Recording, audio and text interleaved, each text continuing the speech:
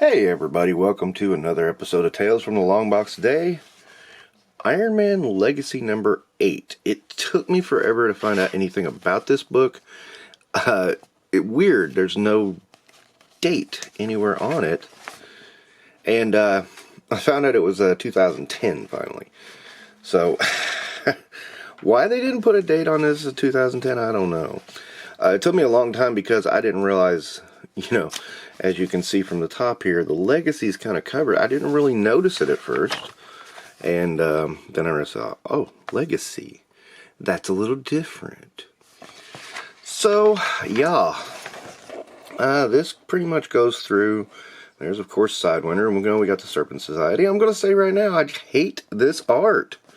Look at Diamondback right there. I mean, she's just looking frumpy. And, these explosions are not very dynamic. It's just a kind of a wash of color. And then there's Tony, who's looking like, I don't know, he's kind of looking like Kenny Loggins at this point. And Sidewinder's mask is blown off. Okay. And I'm going to tell you the truth. The art really took me out of this. It's just, the whole thing is kind of dull and boring. And, it's a Serpent Society issue. So, that in and of itself. Why isn't Tony wearing Iron Man armor? What's with the arc reactor or the unibeam? Yeah, what is going on? And again, this is, written for a trade. So, it's in the middle of a story. This is part 3 of, I think it said, Industrial Revolution. Yeah. Industrial Revolution was the name of the story. And I vaguely remember that from somewhere. And I just kind of remember just kind of checking out and not really worrying about it.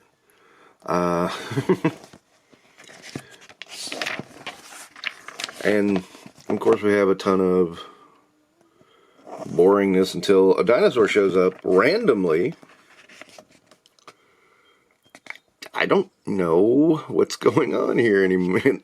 I mean, I read it and I don't know what's happening. Hi, dinosaur, okay. Random girl bent over, okay. It really did not engage me. It did not interest me. I think that's supposed to be Rhodey. I'm not sure. I don't hear any. Nowhere in the book does anybody call him Rhodey or call him by any name. So again, freaky art style.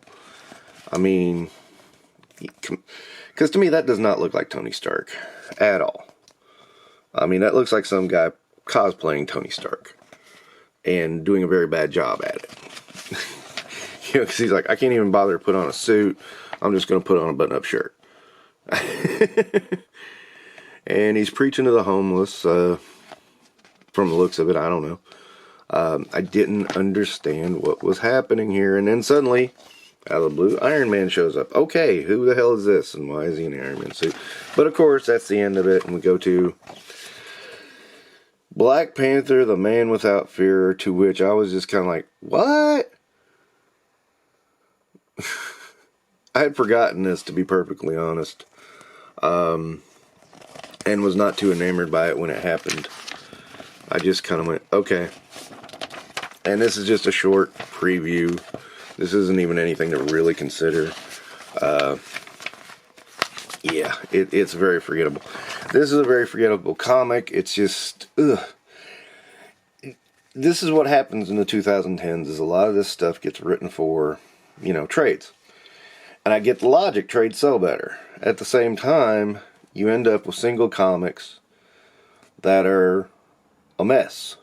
Because they don't have context and you're introducing things that the reader doesn't get. And it's like, within a few minutes, you're totally lost. It's really hard to read something like this. And, what's worse is these guys don't even make an appearance. It's a Constrictor, Cottonmouth and Puff Adder are not even in the comic that I could see. I only saw Sidewinder, really, and Anaconda. I mean, why have them on the cover to make it such a big deal? And you get really confused by the Iron Man showing up at the end, and it's like, what? But it's like, it's such a slog anyway. Why bother? I have to admit, I was so bored through the comic because nothing really happens, and there was nothing for me to get invested in. I just didn't think that looked like Tony Stark.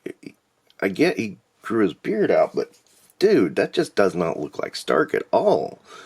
And I know artists do interpretations, but there's some general guidelines that, you know, okay, yeah, that's Stark. Okay, that's not Stark. And this is not Stark. You know, the face shape is wrong. Everything about him is just wrong in the way it's drawn. And I get artistic interpretation. I understand and applaud it. But when you go that far off track, and I mean, look at Stark here. I mean, he doesn't look anything like himself at all. I mean, we've seen Tony down and out. This is not Tony down and out. This is Tony just being a bum. And yeah, I understand. I got from the comic he's supposed to be penniless at this point. Again, yeah, you know. And feels like a recycle from an older storyline that was much better. I cannot recommend this to anyone. I looked at the credits. I don't recognize any of these names.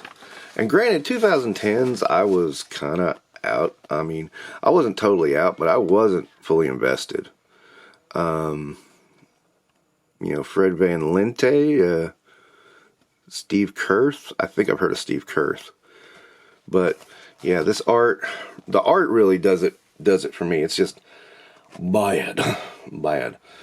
I hate that this has to be so bad, because it's like I'm dogging on a more modern era comic again.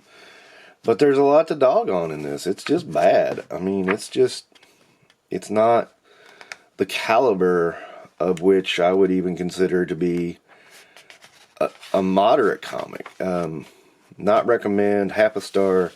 This is one of the worst comics I've read through this. I would put it on the level with Hellcat, to be honest. I mean, it's just really, really bad. I hate to say it, but yeah. And you know, again, look at this cover. Exaggerated. Look how exaggerated Constrictor looks.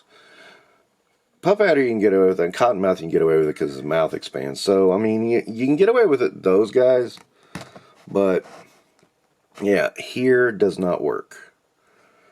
Here's where it fails. Okay, that'll end this edition of Tales from the Longbox. Don't forget to like and subscribe.